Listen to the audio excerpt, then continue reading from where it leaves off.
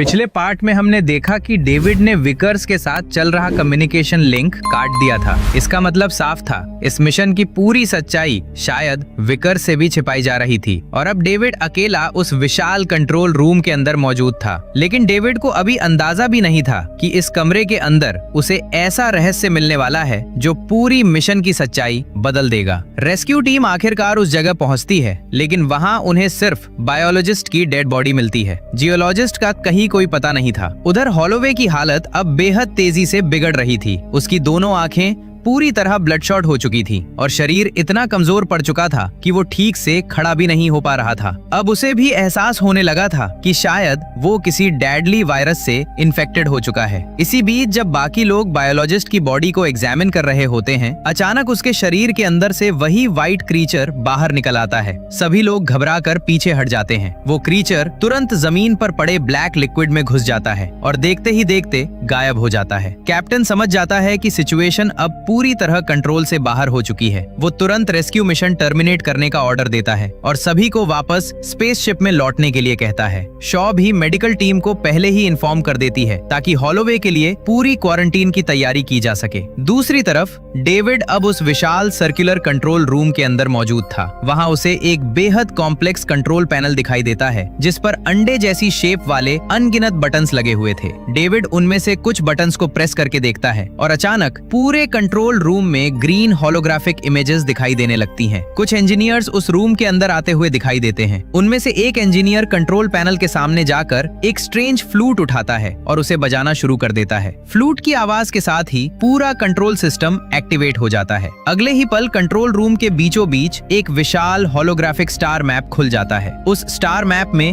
अनगिनत प्लैनेट्स दिखाई दे रहे थे। इंजीनियर उसके बीच खड़ा होकर उन प्लैनेट्स को ऐसे कंट्रोल कर रहा था जैसे कोई कंडक्टर पूरी ऑर्केस्ट्रा को कंट्रोल करता है और आखिर में उसकी नजर जिस प्लैनेट पर रुकती है वो अर्थ था। हॉलोग्राम खत्म होने के बाद डेविड की नजर कंट्रोल रूम के आसपास मौजूद कई स्लीपिंग पॉड्स पर पड़ती है। वो उनमें से एक पॉड के पास जाता है और अपना कान उसके ऊपर लगाता है। अंदर से एक धीमी और रेगुलर हार्ट बीट सुनाई देती है। डेविड की आंखों में हल्की सी मुस्कान आ जाती है। इसका मतलब साफ था, इस पूरे रूइंस के अंदर अभी भी एक इंजीनियर जिंदा था और डेविड का सीक्रेट मिशन अब ठीक उसी तरह आगे बढ़ रहा था जैसा उसने प्लान किया था। उधर रेस्क्यू टीम वापस प्रोमीथियस के पास पहुंच चुकी थी, लेकिन हॉलोवे की इन्फेक्शन अब बेहद तेजी से फैल रही थी। उसकी स्किन पीली पड़ने लगी थी और उसके शरीर में साफ तौर पर स्ट्रेंज म्यूटेशंस दिखाई देने लगी थी। विकर्स प्रोटेक्टिव सूट पहनकर हाथ में फ्लेम थ्रोअर लिए स्पेसशिप के एंट्रेंस पर खड़ी थी। उसने साफ आदेश दे दिया था कि हॉलोवे को किसी भी हालत में स्पेसशिप के अंदर आने नहीं दिया जाएगा। उसे डर था कि अगर हॉलोवे अंदर आ गया तो पूरा स्पेसशिप इस डेंजरस इन्फेक्शन से कंटेमिनेटेड हो सकता है। शॉ बार बार विकर्स से उसे अंदर आने देने की रिक्वेस्ट करती है, लेकिन विकर्स अपना फैसला बदलने को तैयार नहीं थी। हॉलोवे भी समझ चुका था कि अब उसके बचने की कोई उम्मीद नहीं है।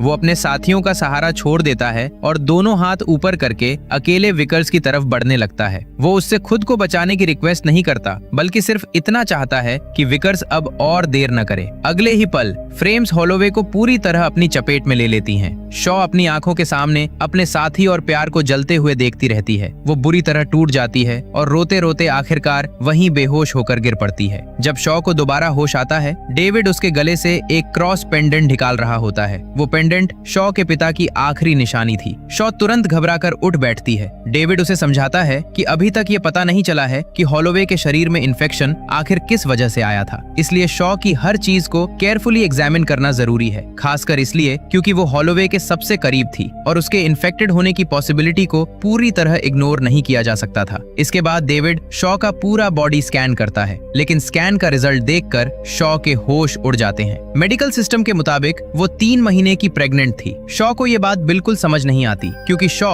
नेचुरली प्रेग्नेंट नहीं हो सकती थी और सबसे बड़ी बात, उसका हॉलोवे के साथ इंटीमेट होने का टाइम सिर्फ 10 घंटे पहले था। इतने कम समय में कोई इंसान 3 महीने की प्रेगनेंसी कैसे हो सकता था? डेविड आखिरकार उसे बताता है कि उसके पेट में मौजूद चीज कोई नॉर्मल बेबी नहीं है, वो किसी अननोन ऑर्गेनिज्म का ग्रोइंग फॉर्म है। शॉ तुरंत उससे उस चीज को बाहर निकालने के लिए सर्जरी करने की मांग करती है, लेकिन डेविड बिल्कुल शांत रहता है और उसकी बात मानने से साफ इनकार कर देता है। इसके बाद डेविड उसे एक सेडेटिव इंजेक्शन दे देता है। उसका मकसद बिल्कुल साफ था, वो जानना चाहता था कि हॉलोवे के जरिए ब्लैक लिक्विड जब शॉ के शरीर में पहुंचा तो उसके अंदर आखिर किस तरह का ऑर्गेनिज्म डेवलप हुआ है। इसी वजह से डेविड शॉ को एक स्लीपिंग पॉड में डालकर वापस अर्थ ले जाना चाहता था ताकि वहां इस ऑर्गेनिज्म पर आगे रिसर्च की जा सके। कुछ देर बाद दो लोग प्रोटेक्टिव सूट्स पहनकर कमरे में पहुंचते हैं। उनका काम बेहोश शॉ को उठाकर स्लीपिंग पॉड तक ले जाना था। दोनों उसके पास जाकर उसका चेहरा थपथपाते हैं और कंफर्म करते हैं कि वो पूरी तरह बेहोश है। लेकिन जैसे ही दोनों थोड़े केयरलेस होते हैं, शॉ अचानक अपनी आंखें खोल देती है। असल में वो शुरू से बेहोश होने का नाटक कर रही थी। अपनी जान बचाने की डेस्परेशन ने उसके अंदर ऐसी ताकत पैदा कर दी थी जिसकी किसी को उम्मीद नहीं थी। वो दोनों वर्कर्स पर हमला करके उन्हें गिरा देती है। पेट में हो रहे भयानक दर्द को सहते हुए शॉ लड़खड़ाती हुई विकर्स के प्राइवेट रूम की तरफ भागती है, क्योंकि वहीं पूरे स्पेसशिप में मौजूद एकमात्र ऐसी एडवांस्ड मेडिकल पॉड थी जो खुद कॉम्प्लिकेटेड सर्जरी परफॉर्म कर सकती थी। शॉ तुरंत मेडिकल पॉड के अंदर लेट जाती है। वो सर्जरी मोड में जाकर अपने पेट के अंदर मौजूद उस अननोन ऑर्गेनिज्म को निकालने का ऑप्शन सिलेक्ट करती है। इसके बाद वो खुद को एनेस्थीसिया देती है और किसी तरह कॉन्शियस रहने की कोशिश करती है। लेकिन तभी उसके पेट के अंदर मौजूद क्रीचर तेजी से मूव करने लगता है। उसका पेट बार बार अंदर से उभरने लगता है। शॉ दर्द से बुरी तरह चीखने लगती है। मेडिकल पॉड खुद उसके एब्डोमेन को कट करती है और रोबोटिक आर्म्स उस क्रिएचर को पकड़कर बाहर खींच लेते हैं और आखिरकार उसके शरीर से एक ऐसा क्रिएचर बाहर निकलता है जिसका शेप एक विशाल ऑक्टोपस जैसा था। क्रिएचर बाहर आते ही कुछ देर बाद जाग जाता है और बुरी तरह स्ट्रगल करने लगता है। शॉ खुद अभी अभी सर्जरी से गुजरी थी, लेकिन उसके पास रुकने का वक्त नहीं था। वो किसी तरह मेडिकल पॉड से बाहर निकलती है, क्रिएचर को अंदर ही लॉक कर देती है और चैम्बर में सेडेटिव गैस रिलीज कर देती है। कुछ देर के लिए वो क्रीचर शांत हो जाता है। उसी समय स्पेसशिप को अचानक जियोलॉजिस्ट की लोकेशन का सिग्नल मिलता है। सिग्नल खुद स्पेसशिप के एंट्रेंस के पास से आ रहा था। कुछ क्रू मेंबर्स नीचे जाकर उसे चेक करने पहुंचते हैं, लेकिन वहां जो उनका इंतजार कर रहा था वो इंसान नहीं था। जियोलॉजिस्ट पूरी तरह म्यूटेट हो चुका था। उसके हाथ पैर अजीब एंगल्स पर मुड़ चुके थे और उसका चेहरा भी बुरी तरह बदल चुका था। म्यूटेशन के बाद उसकी स्ट्रेंथ और स्पीड इतनी ज्यादा बढ़ चुकी थी कि कुछ ही पलों में वो कई क्रू मेंबर्स पर हमला कर देता है। सिचुएशन को कंट्रोल से बाहर जाता देखकर कैप्टन खुद अपनी टीम के साथ वहां पहुंचता है और आखिरकार फ्लेम्स की मदद से उस म्यूटेटेड जियोलॉजिस्ट को खत्म कर दिया जाता है। उधर सर्जरी के बाद शॉ स्पेसशिप के अंदर लगातार भाग रही थी। उसे नहीं पता था कि किस पर भरोसा किया जा सकता है। भागते भागते वो उसी सीक्रेट रूम में पहुंच जाती है जहां डेविड पहले किसी मिस्टीरियस व्यक्ति को मिशन की रिपोर्ट दे रहा था। लेकिन कमरे के अंदर का नजारा देखकर शॉ के कदम वही रुक जाते हैं। वहां एक बेहद बूढ़ा आदमी मौजूद था। वो कोई और नहीं बल्कि वेलेंट कॉर्पोरेशन का फाउंडर पीटर वेलेंट था, जिसे सभी लोग मृत समझ रहे थे। लेकिन असल में वेलेंट मरा नहीं था। वो इतने सालों से इसी स्पेसशिप में क्रायोजेनिक स्लीप के जरिए अपनी आखिरी जिंदगी बचाए हुए था। वेलेंट ने प्रोमीथियस मिशन पर इतना पैसा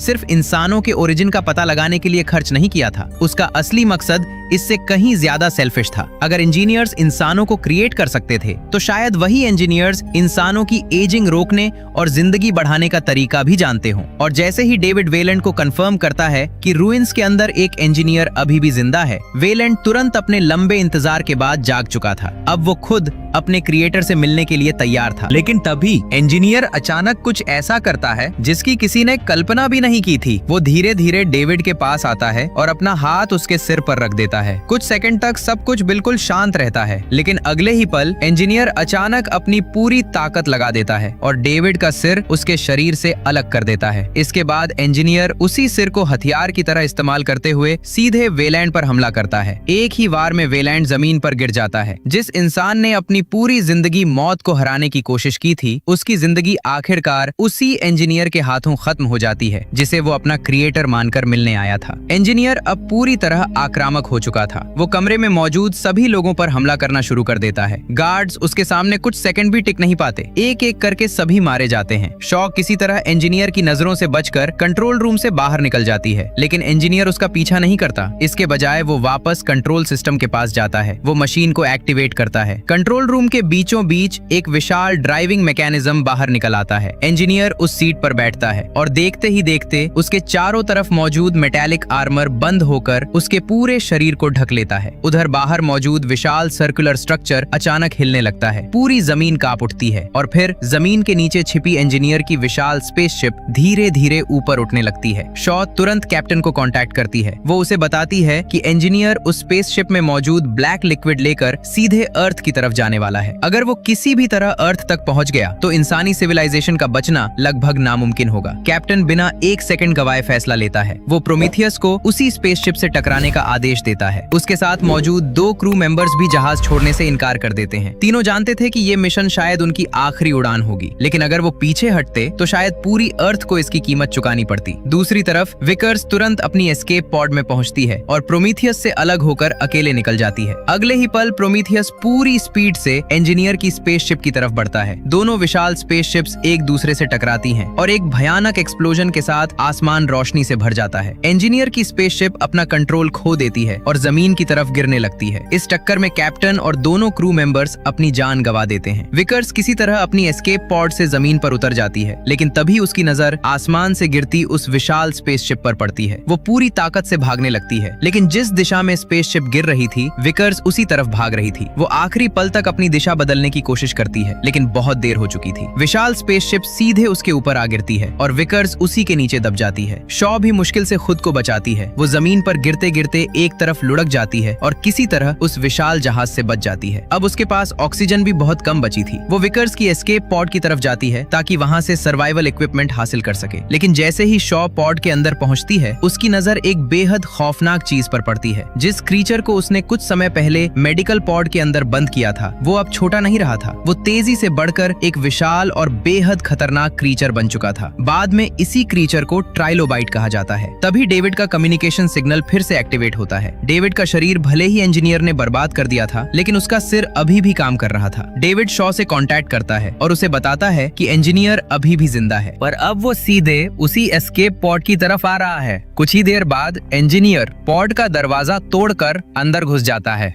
शॉ के पास बचने का कोई रास्ता नहीं था, लेकिन तभी उसे एक बात याद आती है। वो मेडिकल पॉड खोल देती है और उसके अंदर बंद विशाल ट्राइलोबाइट अचानक बाहर निकल आता है। क्रीचर सीधे इंजीनियर पर हमला करता है। अपनी विशाल टेंटिकल से वो इंजीनियर को पूरी तरह जकड़ लेता है। इंजीनियर पूरी ताकत से खुद को छुड़ाने की कोशिश करता है, लेकिन क्रीचर उसे छोड़ने वाला नहीं था। अगले ही पल ट्राइलोबाइट अपने शरीर से एक लंबा ऑर्गन बाहर निकालता है और उसे इंजीनियर के मुंह के रास्ते उसके शरीर के अंदर डाल देता है। शॉ इस मौके का फायदा उठाती है और किसी तरह एस्केप पॉड से बाहर निकल जाती है। अब LV-223 की उस वीरान जमीन पर शॉ बिल्कुल अकेली खड़ी थी। उसके आसपास सिर्फ तबाही थी। 17 क्रू मेंबर्स के इस पूरे मिशन में अब सिर्फ शॉ ही एकमात्र इंसान जिंदा बची थी। वो टूट चुकी थी और आखिरकार उसकी आंखों से आंसू निकलने लगते हैं। लेकिन तभी डेविड एक बार फिर कम्युनिकेशन डिवाइस के जरिए शॉ से कांटेक्ट करता है। इंजीनियर ने भले ही उसका पूरा शरीर बर्बाद कर दिया था, लेकिन उसका सिर अभी भी पूरी तरह काम कर रहा था। डेविड शॉ से रिक्वेस्ट करता है कि वो उसे अपने साथ ले जाए। साथ ही वो उसे एक और जरूरी बात बताता है। सिर्फ डेविड ही इंजीनियर की स्पेसशिप को ऑपरेट करके LV-223 से बाहर निकाल सकता था, लेकिन असली शॉकिंग बात अभी बाकी थी। LV-223 पर सिर्फ एक स्पेसशिप नहीं थी, बाकी सभी सर्कुलर वैलीज के नीचे भी इंजीनियर की कई और स्पेसशिप्स छिपी हुई थी। शॉ के सामने अब 2 रास्ते थे। या तो वो डेविड को वहीं छोड़कर अकेले अर्थ वापस चली जाए, या फिर डेविड के साथ मिलकर उस रहस्य की तलाश करे जिसके लिए उसने अपने सब कुछ खो दिया था। आखिरकार शॉ डेविड के साथ जाने के लिए तैयार हो जाती है, लेकिन उसका अर्थ वापस लौटने का कोई इरादा नहीं था। उसके मन में अब सिर्फ एक सवाल था, इंजीनियर्स ने इंसानों को बनाया क्यों था? और अगर उन्होंने इंसानों को बनाया था तो फिर हजारों साल बाद उन्हें इंसानों को खत्म करने की जरूरत क्यों महसूस हुई? शॉ जानती थी कि LV-223 पर उसे इन सवालों का जवाब नहीं मिलने वाला, इसलिए अब वो खुद इंजीनियर की असली होम वर्ल्ड तक जाने का फैसला करती है। शायद वहीं उसे इंसानों की असली कहानी का जवाब मिल सके। आखिरकार शॉ डेविड को साथ लेकर एक दूसरी इंजीनियर स्पेसशिप में पहुंचती है। डेविड उस स्पेसशिप को एक्टिवेट करता है और कुछ ही देर बाद वो दोनों LV-223 को हमेशा के लिए छोड़ देते हैं। उड़ान भरने से पहले शॉ अर्थ की तरफ एक आखिरी वार्निंग मैसेज भेजती है। वो साफ कहती है कि LV-223 पर ऐसा कुछ भी नहीं है जिसे इंसानों को ढूंढने के लिए यहाँ आना चाहिए, और जो भी ये मैसेज सुन रहा है वो इस प्लेनेट पर कभी मत आना। इसके बाद इंजीनियर की स्पेसशिप अंधेरे अंतरिक्ष में गायब हो जाती है, लेकिन कहानी अभी पूरी तरह खत्म नहीं हुई थी। LV-223 पर पड़े उस इंजीनियर के शरीर में अचानक हलचल शुरू होती है। जिस इंजीनियर को शॉ मरा हुआ छोड़कर जा चुकी थी, उसके शरीर में अब कुछ नया जन्म ले रहा था। उसका शरीर अचानक जोर जोर से हिलने लगता है और अगले ही पल उसकी छाती फट जाती है। अंदर से एक छोटा सा लेकिन बेहद खतरनाक क्रीचर बाहर निकलता है। ये कोई साधारण क्रीचर नहीं था, ये एक ऐसे मॉन्स्टर की शुरुआत थी जो आगे चलकर इंसानों के लिए सबसे खतरनाक जीवों में से एक बनने वाला था। और इसी के साथ इस फिल्म की कहानी ऑफिशियली खत्म हो जाती है। अगर आपको ये पूरी कहानी पसंद आई हो तो वीडियो को 200 लाइक्स तक जरूर पहुंचाना और कमेंट में नेक्स्ट पार्ट जरूर लिखना। अगर 20 कमेंट्स पूरे हो गए तो मैं इस मूवी की अगली कहानी भी लेकर आऊंगा। चैनल को सब्सक्राइब करना मत भूलना।